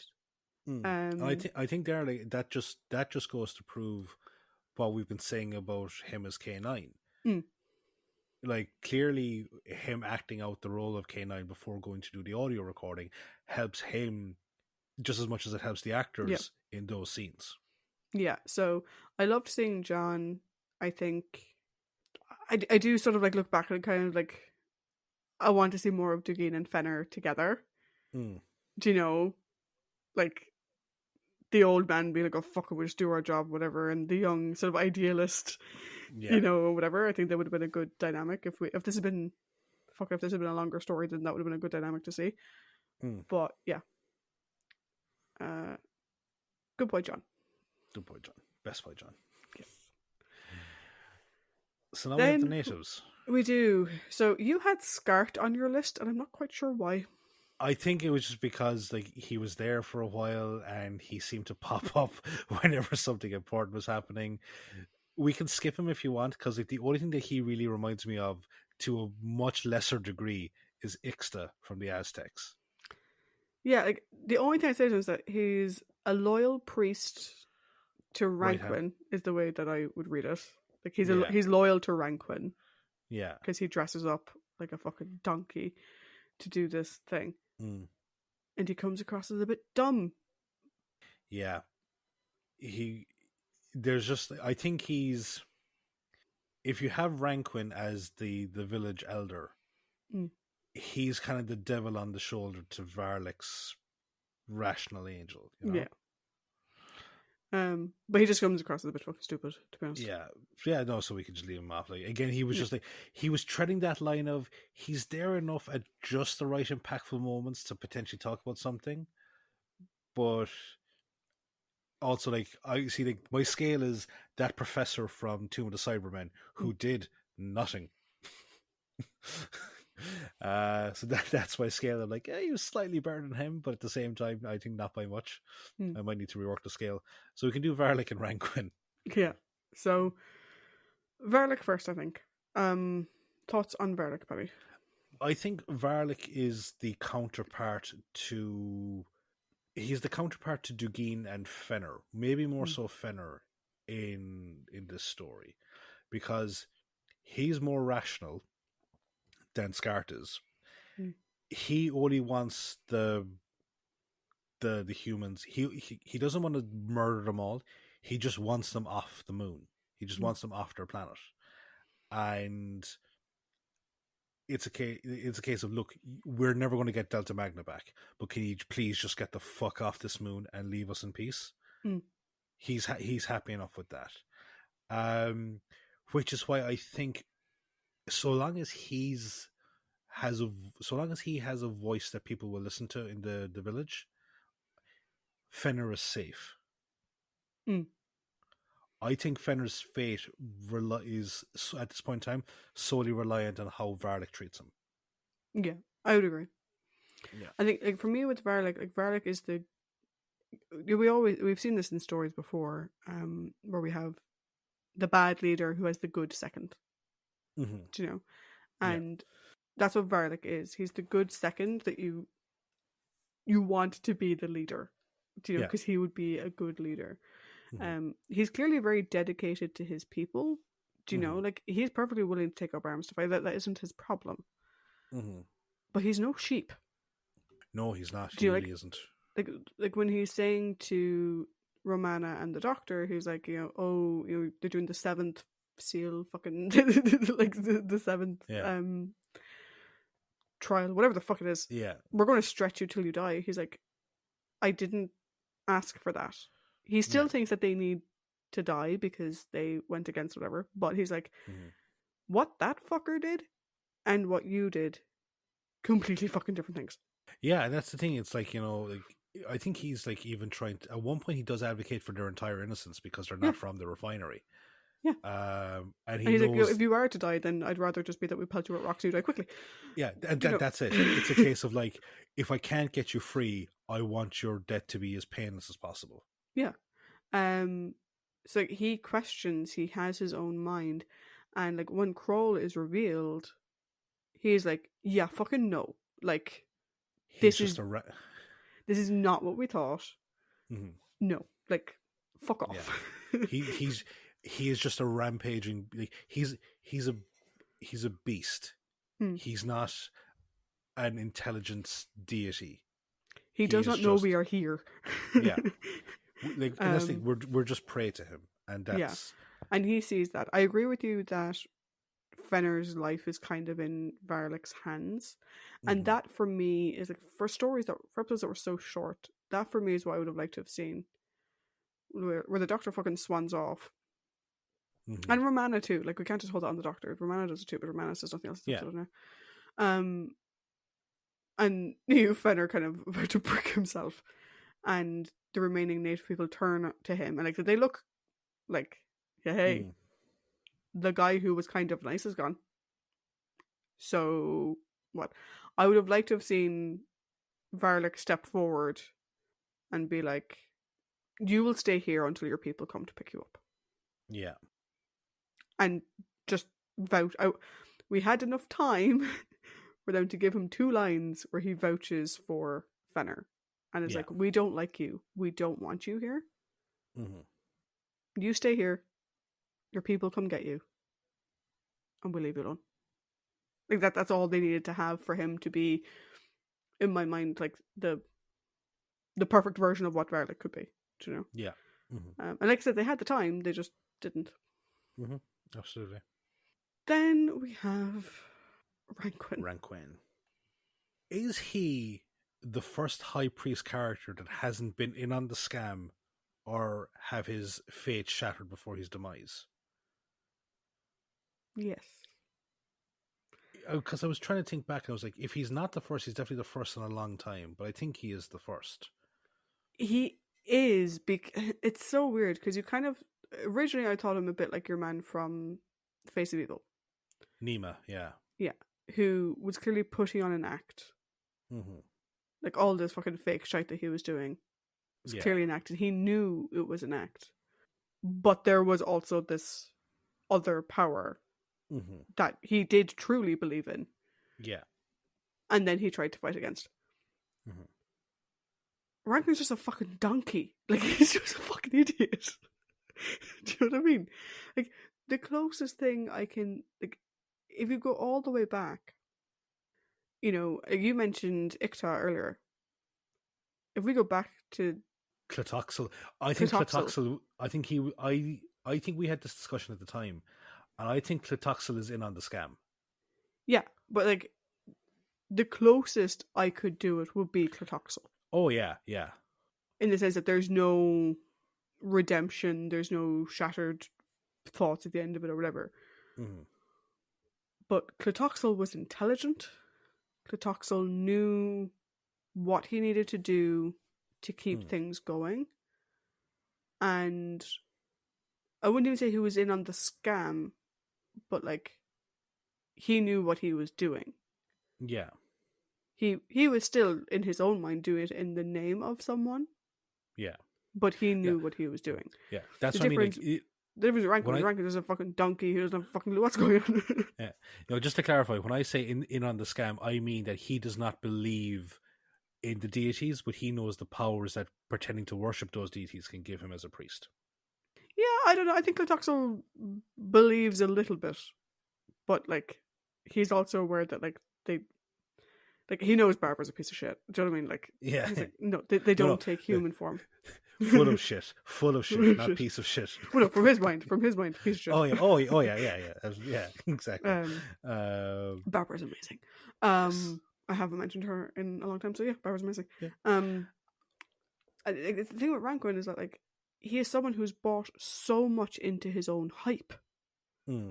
That's where he's like your man from the Face of Evil. Except he's brought so much into it that he can't see what's right before his eyes. And he's like, oh, I prayed. And I was like, dude, there is no him. There's an it. Yeah. And it doesn't know who you are. It heard a noise and went, ooh, smoosh. Yes. Absorb. Ooh, smoosh. Absorb. It doesn't know. It doesn't care. But it actually, if you want to go back to the Face of Evil, the Doctor did say the whole thing about how, you know, the closed system of thought that no other idea can permeate it. Rankin is definitely guilty of that here because he can't accept the fact that Kroll isn't the deity that he ascribes to. Yeah, like I've said it like 4 times already. I look at him and go, "You fucking donkey!" Like it's the only thing I can think of. Yeah.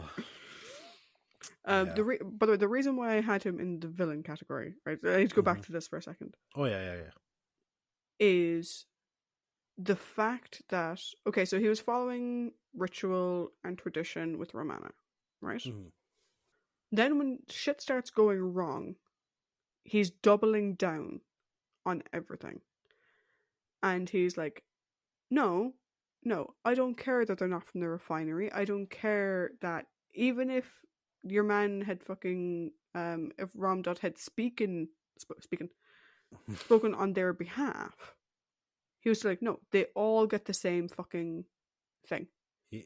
It's because she didn't die. It's all because she didn't fucking die. That's what this is all about. It's all because of that. And like, I'm like, okay, like you may not be the villain of the story, but you're still. but to Romana, he definitely is. Yeah. No. Yeah. No. Yeah. I think. Yeah. Because I think he goes from the line of prominent character into villainy when presented with evidence, and he takes the villainous route. Yeah, and I think particularly like if we're looking at like, is he a villain for the story? No, he's kind of a patsy for the story, really, if you think about it. Yeah, but he's Romana's primary villain. Mm-hmm. Romana doesn't know diddly fuck about the refinery. All she knows is that this fucker keeps trying to kill her in terrible ways. And she did nothing wrong. My only crime was to exist. So then we have the sort of main villains of the piece. So there's Ramdot and Fawn with the th. So thoughts on Ramdot? So the Doctor calls him a rogue, and I call him a cowardly rogue. A cowardly rogue. Cowardly rogue. He's a like yeah. You know, excuse me, speaking. He's a cowardly rogue because you mentioned Barbara earlier on. There's a scene in here that's very reminiscent of a scene with Barbara that made you very uncomfortable, which is Keys of actually, yeah, it's the Ark, Keys of Marinus. Jesus, we're awful tonight. The Keys of Marinus, with I can't remember his name, but the Mountain Man, who, yeah, the way that he approaches her is very unsavory. There's something very reminiscent here because the only time that Ramdot expresses any sort of self-confidence is when he is threatening Romana when she's tied to that tree. That's the only time he ever exudes any sort of, strength or belief in strength or anything like that. And we've talked before about the unsavory moments of sexual assault, back in the early days, like, with Barbara, with that guy, and also even in the Reign of Terror.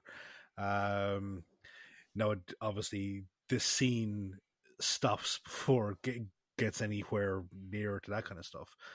But yeah, it just kind of just goes to show like what sort of a piece of shit that he actually is. That the only time he expresses any sort of confidence is when he's threatening a defenseless woman. Outside that, there's like one thing that you can think that you're going to argue it as slightly noble, and that's when like he hears that, oh, Thawne is going to attack us at dawn. He's like, no, you need to, scatter into smaller groups. And it's like, oh wait, he's trying to save the natives. It's like, no, he's just trying to disperse them so that he can escape easily because, he's out to save his own skin. So when he gets killed by Kroll, I've talked before about how cephalopods and squids and octopuses scared the shit out of me, and being killed by one is a terrifying type of thing. I'm like, I don't care that this thing is killing you. Fuck off. Yeah.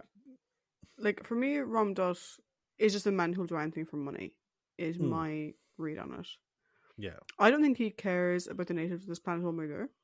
Oh, no, just not a hope. I don't think he cares about the refinery more than either, though. Do you know what I mean? He was given money to do a thing. Yeah. And that's what he's doing. I do agree with you that initially when he's like, no, like, it's because he's like, no, it shouldn't be. Like, he's like, no, what the fuck are you on about? That's not the way this is meant to go. He's like, no, scatter or whatever. Mm-hmm. Scatter by.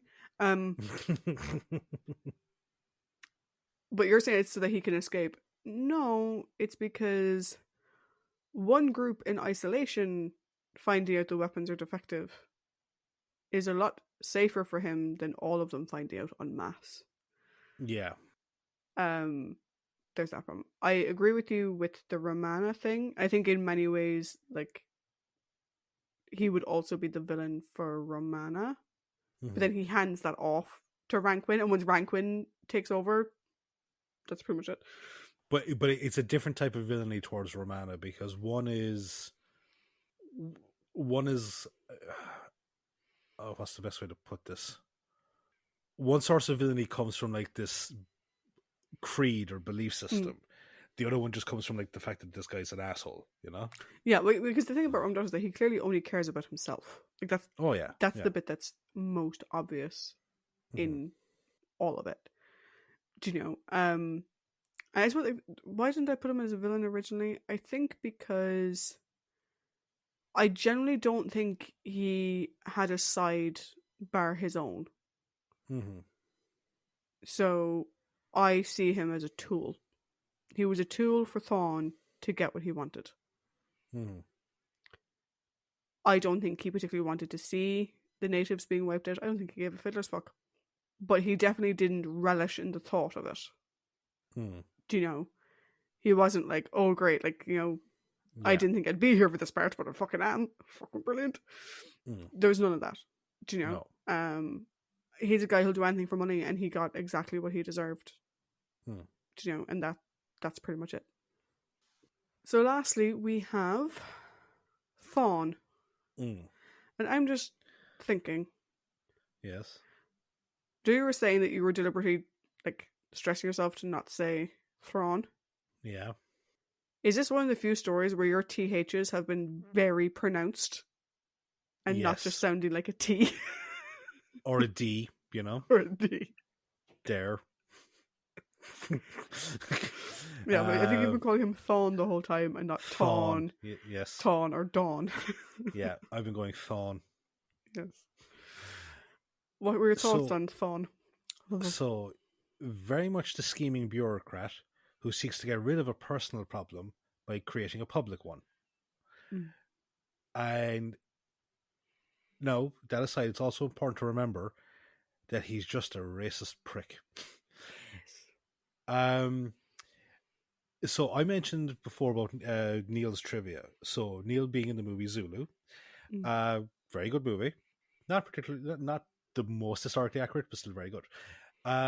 So I've recently watched that, and I watched its prequel movie, Zulu Dawn, and the whole thing that it really kind of puts this story as an allegory towards that is because a lot of historians believe that the Zulu War was fabricated for the personal benefit of the governor of the Natal region. He basically said that, oh, well, you know, the Zulus are a threat to us. I know at this stage the Zulu Empire was kind of contained, and it hadn't really shown any sort of aggression towards Natal or any of the European powers.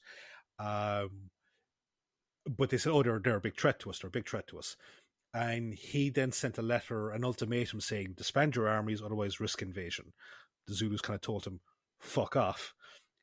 And he took advantage of postal delays between South Africa and Great Britain to go ahead and launch an invasion of Zululand without government approval.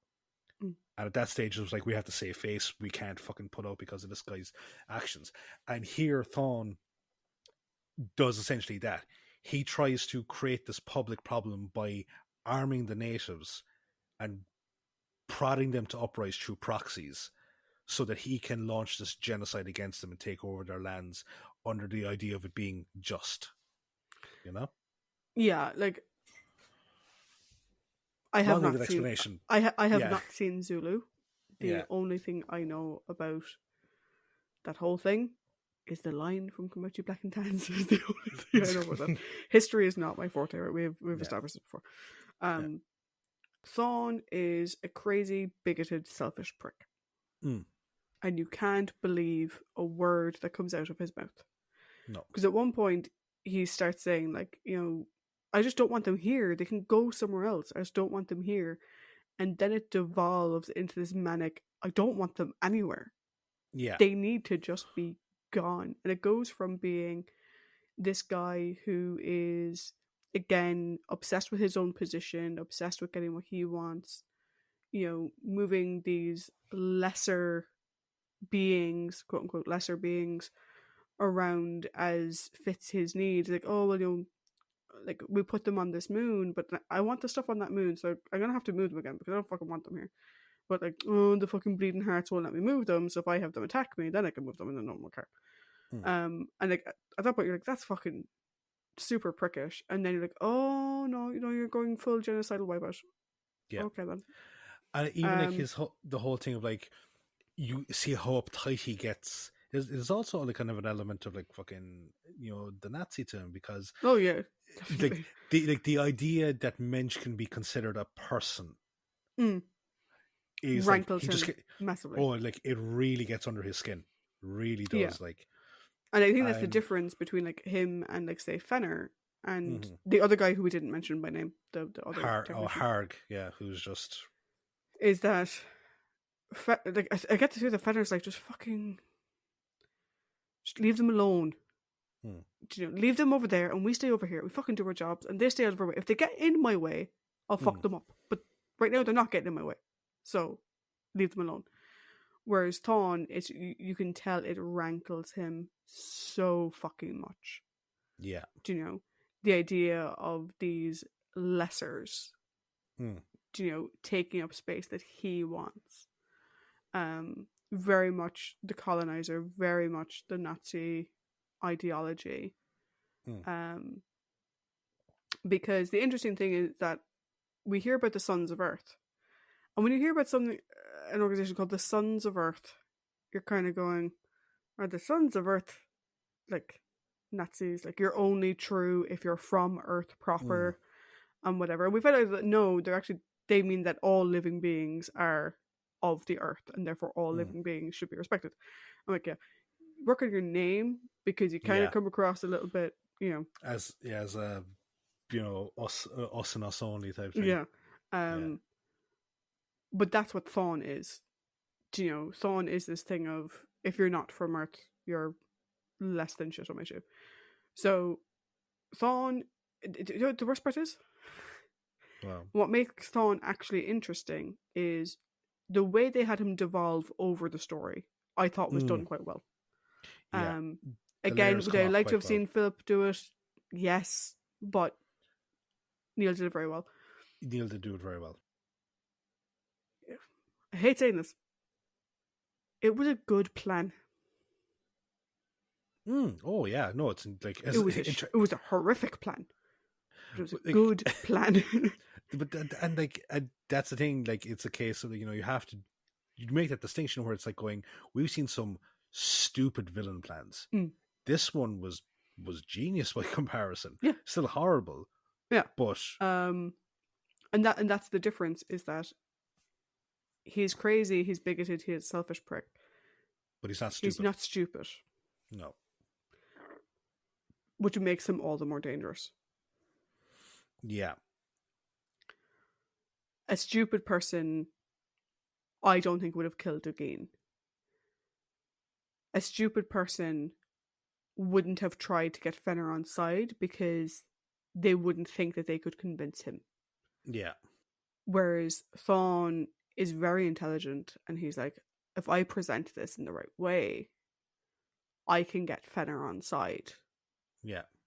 Because he thinks that Fenner believes the same as him, only to find out that Fenner's like, you killed a little one, fuck off. Yeah. Like, I'm going to arrest you, I'm going to see you hanged, you're a piece of shit. Get away from me. You killed my small dog. Yeah, killed my little dog.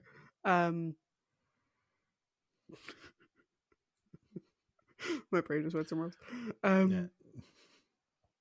But yeah, so I think Fawn is an interesting villain, Yeah. well portrayed, written well enough. Do you know, like the development into crazy, you know, Oh yeah. It Hitler was done well. it, it it's kind of on par with. Do you remember that the miner from Monster Peladon, the guy who's a radical but then Mm, becomes an insane radical? Very yeah, on par with that development, I think. yeah.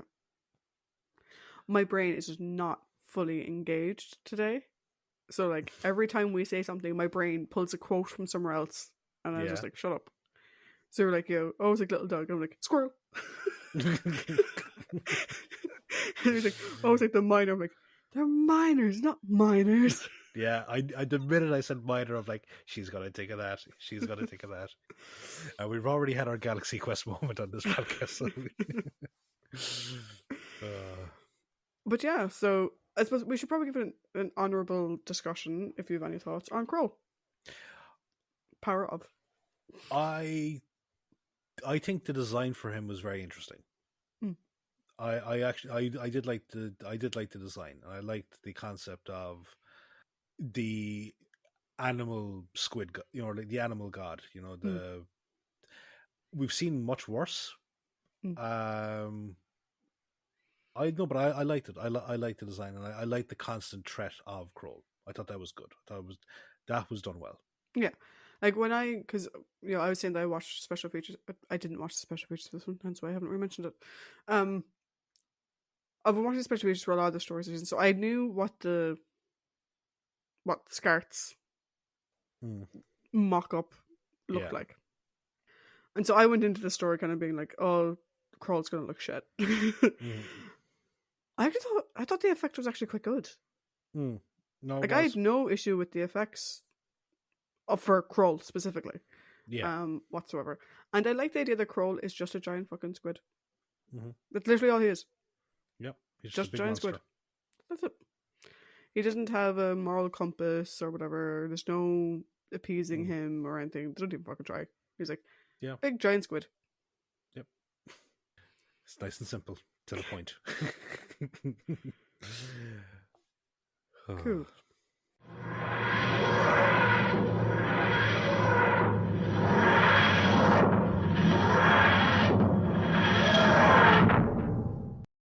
Cool. So we have taken a very long, meandering route through various mythologies Yes. to come to And the overall historical allegories. historical allegories, to come to the overall thoughts on the power of Kroll. Hmm. So, Paddy, the power of Kroll compels you. What were your thoughts? So, this story is a mashup of Fury from the Deep and the Mutants in terms of some of the themes that are going on. Themes being slightly apartheid based, and also big giant monster attacking oil refinery.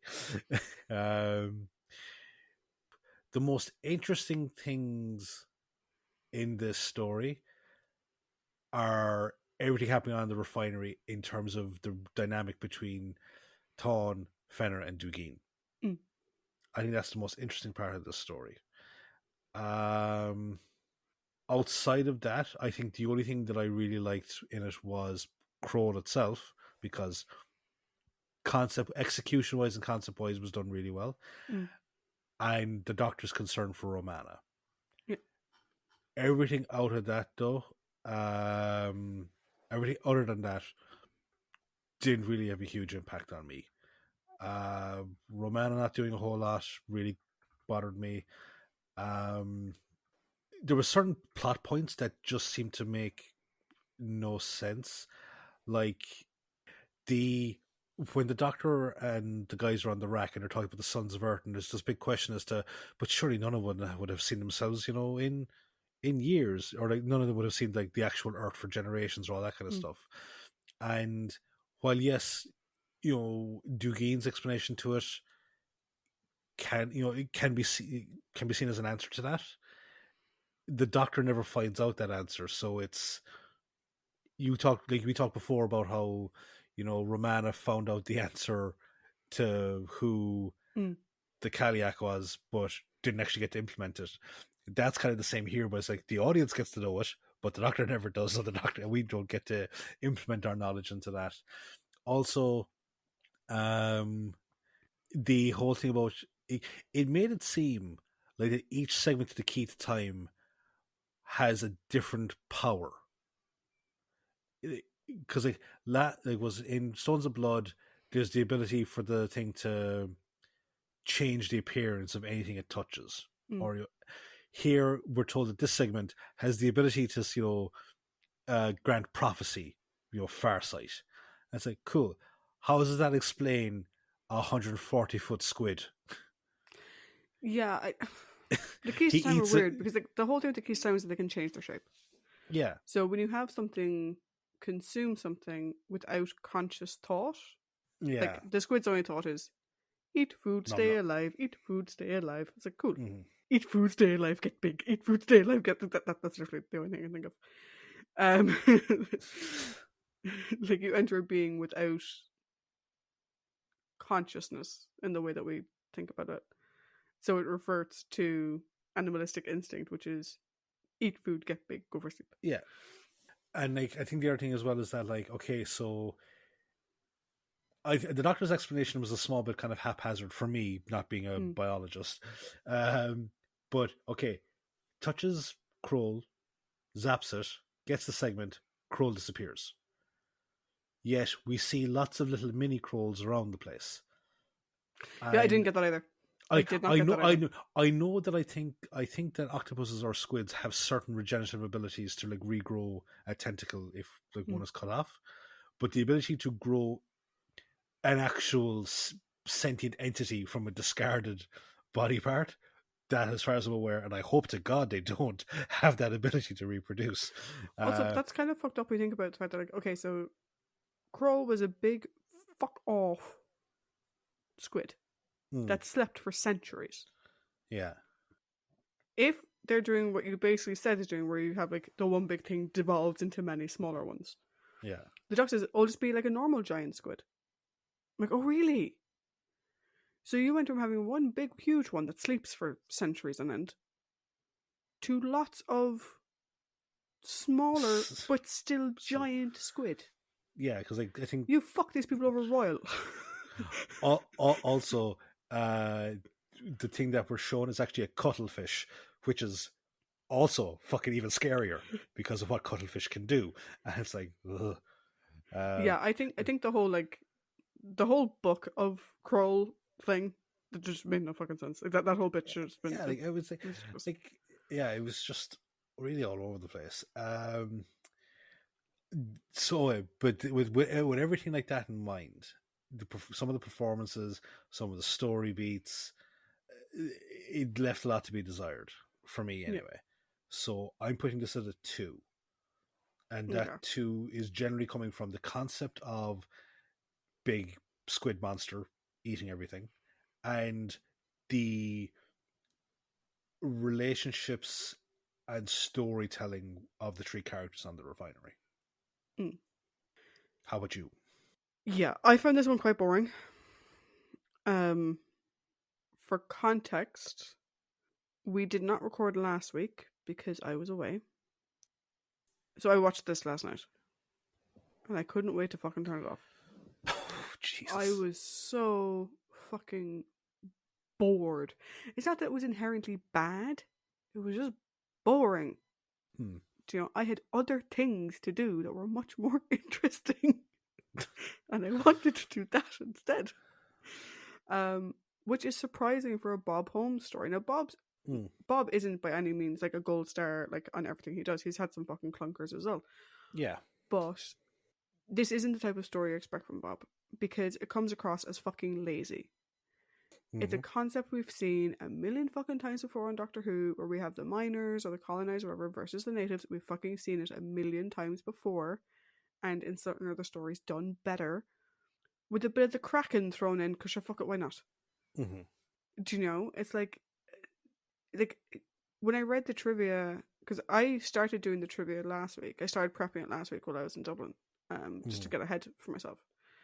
I didn't really read it. I sort of like put it all into the document and I was like, cool, I'll read it. When I started reading today that like Bob was so hamstrung on this, you know, it had to have a big giant monster. Kroll itself, I don't really care about. That's fine. I thought that was, like I said, I think it looked well.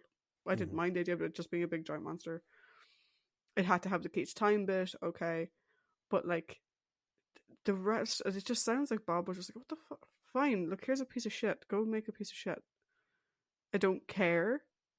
Do you know? Which is unfortunate.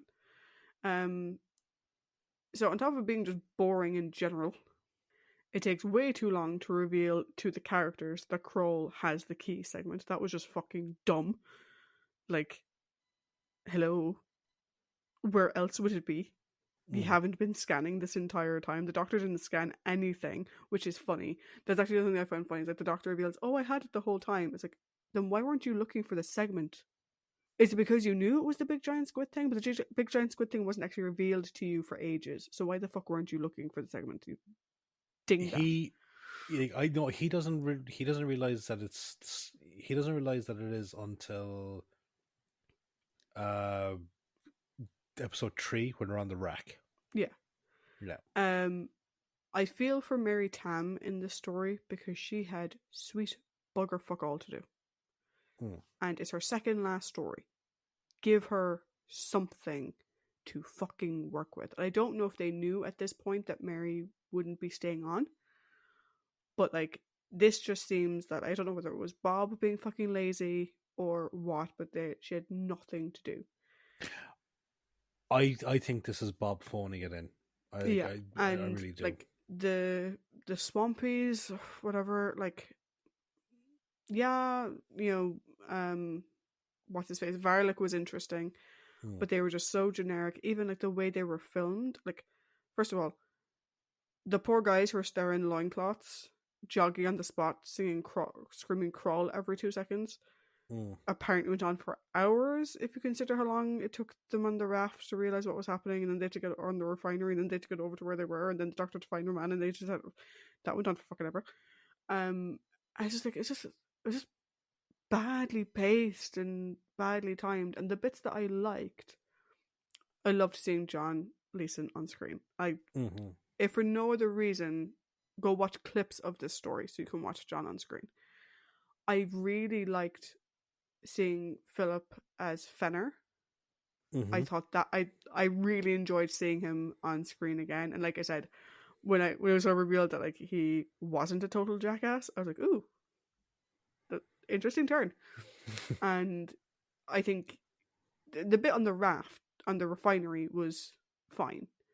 Throwing in a native concept, fucking stupid. Rum Dust, you might as well just fucking get rid of him. He served no fucking purpose whatsoever. So yeah, I came into this with a 2.5. I think I agree with you. I think I was being overly generous because of John. I think it's a 2. I think Kroll was interesting, but the story itself was lazy. Kroll was just there. I think the native storyline was shit.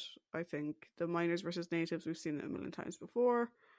I think the whole thing was just slow and boring, and the 3 lads' performances are the only way it gets points. So half a point because Kroll are kind of cool, and half a point for each of the boys, and that's pretty much it. So what does that do to the average? Yeah, we need to have a look. So 2 and 2. Okay, it has tanked it a bit, right? So again, so the start of the season, Ribos Operation, Pirate Planet, Stones of Blood, we both ranked very high. Androids of Tara took a bit of a dip. It was good. It just wasn't fantastic. This has knocked it, right? So before I included this, it was at a 4.31 on average for the season, right? That's a good average, right? We're saying it's one of the highest. With the 2s added for this, it brings it down to 3.85. Oh. So if we're going back to our comparison, which is comparing it with season 13, which had a similar dip with, android invasion. Season 13 still ended on 4.17 for you and 4.21 for me. It's season 12, it has no hope. Season 12 was 4.45 across the board. Season 7. Season 7, let me find it. Season 7, not even close, 4.63. There's no catching up there. And the Keys of Marinus, which we mentioned this episode, was a 4. So it could still beat out the Keys of Marinus depending on how next week goes. Yes. But I think last week was a bit of a dip, and this was a sort of a kind of like where'd the floor go? Type of moment. I was actually just thinking. It's like when you're at the beach, right? And you're swimming in the ocean, and you're like, "Hey, this is fine." And then you start going to and you're like, "Oh, I can get a little bit deeper." Yeah. And then the sandbank disappears. I was actually thinking of the swimming pool analogy as well, like where it's like, this is nice. All of a sudden, whoa, I'm in the deep end. So, will the season sink or swim? That's going to be an important question. Ooh, yes. That will be answered next week with the final story of this season, which is called, Tricia's forgotten the name. The Armageddon Factor. Thank you. Which I continually think is the name of a game show, but that's the Krypton Factor. And next week is 6 episodes. Yes. Note to self: make room on Wednesday to watch 6 episodes. And I would have been rejoicing. Because that would have been the last 6-parter story ever. But because Shadow has been reconstructed, we will do Shadow, which is 6 episodes. Yeah. So after Shadow, I will rejoice. Yes. So tune in next time for the end of the Keys Time. Bye. Bye.